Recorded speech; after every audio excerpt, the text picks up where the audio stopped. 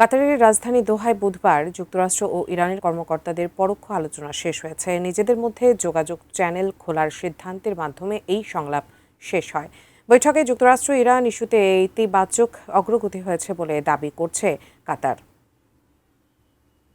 নিজেদের মধ্যে একটি যোগাযোগ চ্যানেল খোলার সিদ্ধান্তের মাধ্যমে কাতারের সংলাপ শেষ করেছেন যুক্তরাষ্ট্র ও ইরান সরকারের প্রতিনিধিরা। বৃহস্পতিবার এই তথ্য নিশ্চিত করেছেন ইরানের উপপররাষ্ট্রমন্ত্রী কাজেম ঘারিবাবাদি। এই চ্যানেল খোলার মূল উদ্দেশ্য হবে আগামী ৬০ দিন সমঝোতার কোনো ধারা বা শর্ত লঙ্ঘন হলে উভয় পক্ষ যেন তাৎক্ষণিকভাবে পরস্পরের সঙ্গে যোগাযোগ করতে পারে। কাজেম ঘারিবাবাদি জানান, এই সিদ্ধান্ত গ্রহণের মধ্য দিয়েই শেষ হয়েছে কাতার সংলাপ। বুধবার কাতারের মধ্যস্থতায় আলোচনায় অংশ নেন যুক্তরাষ্ট্র ও ইরানের প্রতিনিধিরা। আলোচনা মূলত কারিগরি বিষয়ের মধ্যেই সীমাবদ্ধ ছিল। দুই দেশের প্রতিনিধিরা প্রাথমিক চুক্তির দুটি গুরুত্বপূর্ণ বিষয়, হরমুজ প্রণালীতে জাহাজ চলাচল ও ইরানের আটকে থাকা তহবিল ছাড় করানোর বিষয় নিয়েই আলোচনা করেছেন।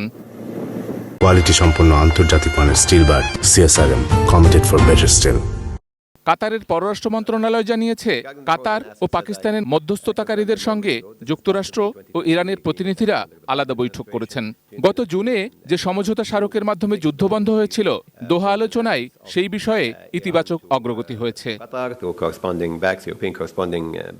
পরমাণু ইস্যু নিয়ে ওয়াশিংটন চিন্তিত জানিয়ে মার্কিন ভাইস প্রেসিডেন্ট জেডি ভ্যান্স বলেছেন, পরমাণু ইস্যুটি পরে বিবেচনা করা হবে। দোহা বৈঠকে অংশ নেননি ট্রাম্পের জামাতা জ্যারেড কুশনার ও শীর্ষ মার্কিন দূত স্টিভ উইটকফ। এদিকে মার্কিন প্রেসিডেন্ট ডোনাল্ড ট্রাম্প বলেছেন, ইরানের পরমাণু কর্মসূচি সীমিত করার বিষয়ে দুই পক্ষই এগিয়ে যাচ্ছে। যদিও এবারের আলোচনায় পরমাণু কর্মসূচির বিষয়টি ওঠেইনি, তবে ট্রাম্পের মন্তব্যে আবারও সর্বাত্মক যুদ্ধ বেঁধে যাওয়ার শঙ্কা কিছুটা কমেছে।